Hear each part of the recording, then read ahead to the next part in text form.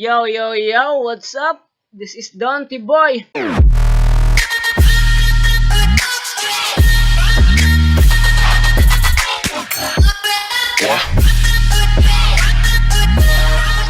Today, ang pag-uusapan natin is all about putting branding watermark po, ayan, sa ating mga YouTube videos.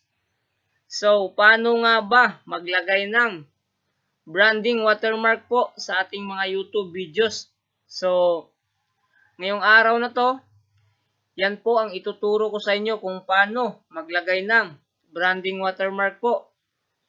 So, bago tayo magsimula, paalala ko po, tingin-tingin lang po kayo dito sa aking mouse cursor ko. Ayan, yung kulay dilaw na bilog po para hindi po kayo mawala or malito po sa aking mga pinipindot.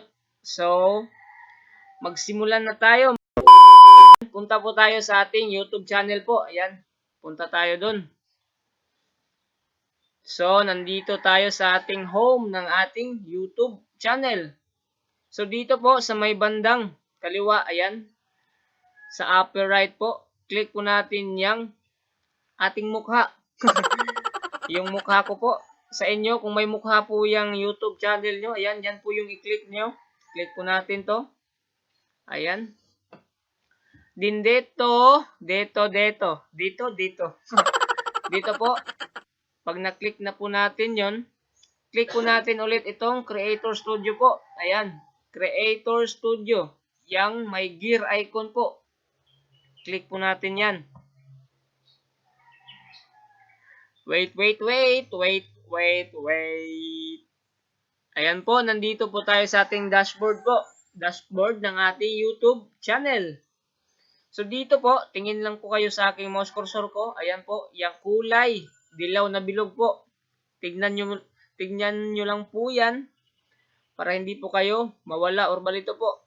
So dito sa may bandang kanan po, Video Manager, Live Streaming, Community, Channel, Analytics, Translation and Transcription, Create. So, since maglalagay tayo ng ating branding watermark po sa ating mga YouTube videos, click po natin tong channel. Ayan po. Tingin po kayo sa aking mouse cursor po. Ayan. Click natin ang channel. Ayan. Wait. So, nandito po tayo sa status and features po. Ayan. Monetization, upload defaults. Ayan. Branding, advanced. So, since maglalagay tayo ng branding watermark po, click po natin tong branding. Ayan po. Click natin tong branding. Ayan. Click natin yung branding. Tik-tak. So, nandito na tayo. Ayan. Nandito na po tayo sa kung saan tayo maglalagay ng ating branding watermark po para sa ating mga video po. So, dito, click po ninyo itong add watermark po. Ayan. Paalala po ulit. Tingin-tingin lang po kayo sa aking mouse cursor ko po. Ayan. Yung kulay dilaw na bilog para hindi po kayo mawala or malito po sa aking mga pinipindot. So, balik tayo dito. Click po natin tong add watermark po. Ayan. Click natin yan. Tadang! So, dito, upload a watermark. Then, dito tayo sa choose file. Ayan po. Click po natin tong choose file. Choose file. Ayan. So, nandito tayo sa ating picture folder. Ayan. Marami po akong picture dito. Ayan po, tingnan nyo po. So, dito ka pipili kung anong ilalagay mong branding watermark mo. So, ang napili ko is ito. Ayan, tapos pag nakapili na kayo ng gagawin yung branding watermark ng video nyo, click open. Ayan, tapos pagka-open, click nyo dito sa may bandang kaliwa, dyan sa baba itong save. Click po natin itong save. Ayan. So, tapos pagka-click nyo ng save, ito na yung branding watermark mo. Ito po yung review niya. review. Preview pala. Ito po yung preview niya. Yung na-upload mo na watermark. So, hindi pa yan na-save. Tsaka, preview lang yan. So, dito, click natin to ulit. Click natin ulit tong save. Ayan, para malagay na po sa ating video yan. Yung ating branding watermark. So, save ulit. Ayan. Tang dang dang, tang dang dang, tang dang dang. Tayo na lang kakanta para hindi makapiright. Ayan. May sound effects na tayo. Bagong sound effects. Tang dang dang, tang dang dang. Ayan. So, back to topic. Ayan, dito. So, dito, ito yung kalalabasan ng video mo. Ayan, may branding watermark na kayo. Ito po yung napili ko. YouTube icon po na picture. So, yan po yung ginawa kong branding watermark. So, sa inyo, kayo na po bahala kung anong picture ilalagay nyo. Pangalan nyo ba sa channel nyo? Or subscribe word ba? Na gagawin yung branding watermark. So, dito, baka magtaka kayo kung ano to. Ayan. Display time and start time. So, dito sa display time, ayan po. Click nyo po yan. Diyan po kayo mamimili kung kailan nyo gustong lumabas yung ating branding watermark. Kunwari, kapag ito pinili mo, itong end of video, sa labas po, sa katapusan po ng video nyo, lalabas yung ating branding watermark. Ayan po. Kapag malapit na matapos yung video mo, YouTube videos mo, dyan pa po lalabas yung branding watermark mo. So ito, entire video, ayan po. Kapag entire video naman, pagka-play agad ng YouTube videos mo, automatically po lalabas yung inyong mga branding watermark. Ayan. So dito, itong nasa gitna, custom start time. So since ito yung gustong gamitin ko sa branding watermark ko. Pero kayo na po bahala kung end of video ba or entire video ba yung ilalagay nyo sa display time nyo. Pero sa akin, custom start time, yan po yung ilalagay ko. So, since custom start time yung napili ko, punta tayo dito sa start time. Ayan. Pag start time, dyan po tayo magsiset ng segundo.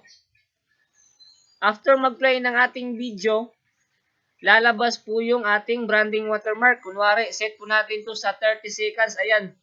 After ng video nyo mag-play, 30 seconds, automatically din lalabas yung ating branding watermark. So, may oras siya kung anong oras nga siya lalabas. Ano daw? So, custom start time yung pinili natin, kaya magsiset tayo ng ating sariling oras. Ayan, so 30 seconds. Ayan, lagay natin 30 seconds. So, pagkatapos niyan, ayan, naset na. Click po natin tong update. Ayan po. Click natin yung update. Ayan. Ayan na. So, ayan na. Tingnan natin. Tatabi ko muna itong mukha ko. Nakaharang. Ang laki ng mukha ko. Ayan o. Ayan. So, dito, ayan po. Kung nakikita nyo itong blue line, nakalagay po dyan, save successfully po. Ayan. So, ibig sabihin, nalagay na yung ating branding watermark sa ating mga video. Sa lahat po ng ating video po. Sa video nilang po. Hindi yung video ng iba. Ayan. So, titignan natin kung ano yung kinalabasan ng ating paglalagay ng branding watermark. So, para makita natin yung ating video na may nakalagay na branding watermark natin, punta tayo sa ating mga video. So, balik tayo sa dashboard. Ayan, dito, dashboard. Balik tayo dyan, dashboard. Click the dashboard. Ayan. Ayan, sa dashboard. So, mamimili po tayo ng video dito para makita natin yung ating watermark na nilagay. So, dito, ayan, yan po yung nilagay natin na branding watermark. Ayan. Yan yung branding watermark. Ito yung ating branding watermark. So, ayan. May branding watermark na kayo. Yehey, yehey, yehey. Ayan, so, may branding watermark niya. So, ngayon, since tapos ko na i-share yung ating, anong tawag doon? Yung aking, kung paano ko yung nilagay yung aking branding watermark. So, I hope today, and more soon, may natutunan kayo sa aking video. And salamat sa panonood. Kung nagustuhan niyo po yung video, please hit the like icon. Comment down below. Comment. And subscribe. And syempre, hit nyo na rin yung, ano tawag doon? Yung bell? Hit nyo na rin yung bell icon para ma-notify kayo sa mga bagong tutorial ko po about ganyan, about ganito. Ayan, so salamat po sa panunod and God bless you po. Bye-bye!